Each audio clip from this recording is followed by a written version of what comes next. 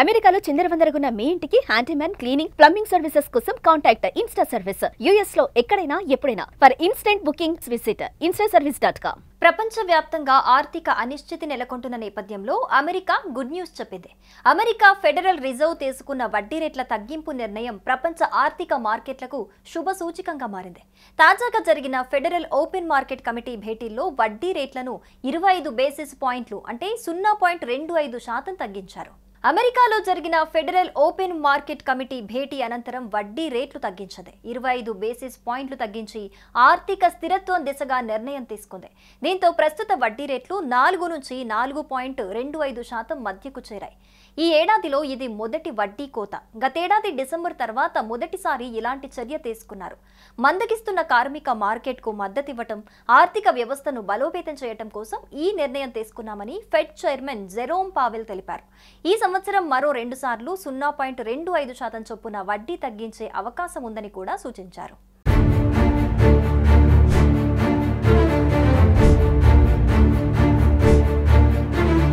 ఈ వడ్డీ కోత ప్రధానంగా అమెరికా ఆర్థిక వ్యవస్థకు గుడ్ న్యూస్ అనే చెప్పాలి. తక్కువ వడ్డీ రేట్లు రుణాలు తీసుకునే వాళ్లకు, ముఖ్యంగా ఇల్లు, కార్లు వ్యాపార విస్తరణలకు సులభం చేస్తాయి. ఉద్యోగులు, చిన్న వ్యాపారులు, రియల్ ఎస్టేట్ మార్కెట్కు ఇది ఉపశమనం అందిస్తుంది. ఎకానమీ మరింత పెరగటం, ఖర్చులు పెరగటం ద్వారా ఆర్థిక వృద్ధి వేగంగా పెంచుతుంది. అయితే ఇది లాంగ్ టర్మ్ ఇన్ఫ్లేషన్ పెంచే ప్రమాదం కలిగిస్తుంది. పెట్టుబడిదారులు, బ్యాంకులు లాంటి వాళ్లకు తక్కువ వడ్డీపై ఆదాయాలు తగ్గటం వల్ల కొంత నష్టం జరుగుతుంది. మొత్తంగా అమెరికా ఆర్థిక వ్యవస్థ రెసిషన్ భయాల నుంచి బయటపడి మళ్లీ బలపడే దిశగా సాగుతోందని నిపుణులు అంచనా వేస్తున్నారు. తాజా ఫెడ్ నిర్ణయం భారతీయ స్టాక్ మార్కెట్ కు భారీ బూస్ట్ ఇచ్చింది.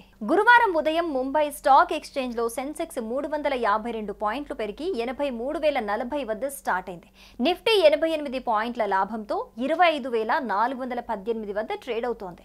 Tech Mahindra, TCS, ICICI bank వంటి ఐటీ, బ్యాంకింగ్ షేర్లు లాభాల్లో ముందుండగా బజాజ్ ఫైనాన్స్, హిందాల్కో వంటివి కొంత నష్టాలు చవిచూశాయి.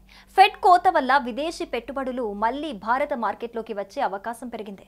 అభివృద్ధి చెందుతున్న మార్కెట్లకు ఇది సానుకూల సెంటిమెంట్ ను సృష్టించింది. అంతేకాదు రూపాయి డాలర్తో పోలిస్తే బలపడింది. 2 వారాల తర్వాత తొలిసారిగా రూపాయి 88 మార్క్ రేటు కంటే కింద 87.82 వద్ద ట్రేడింగ్ ప్రారంభమైంది.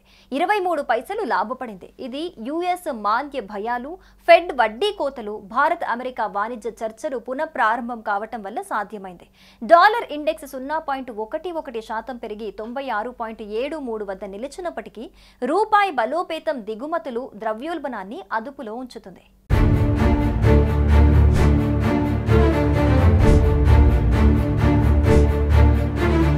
తాజా ఫెడ్ వడ్డీ రేట్ల తగ్గింపు నిర్ణయం మొత్తంగా పెట్టుబడిదారులు, షేర్ మార్కెట్లో పాల్గొనేవారు, రుణాలు తీసుకునే వ్యాపారులకు భారీ లాభం తీసుకురానుందని నిపుణులు అంచనా వేస్తున్నారు. దీనివల్ల ఇంధనం, ఆయిల్ ధరలు తగ్గి సామాన్య ప్రజలకు ఉపశమనం లభిస్తుందంటున్నారు. అయితే డాలర్లో ఆదాయాలు ఉన్నవారు, ఎగుమతి ఆధారిత వ్యాపారాలకు కొంత నష్టం ఏర్పడొచ్చు. మొత్తంగా ఫెడ్ కోత ఇటు భారత ఆర్థిక వ్యవస్థకు సానుకూల దిశానిర్దేశం చేస్తూనే అటు అమెరికా సహా ప్రపంచ మార్కెట్లకు కాస్త ఊరటను తీసుకొచ్చింది.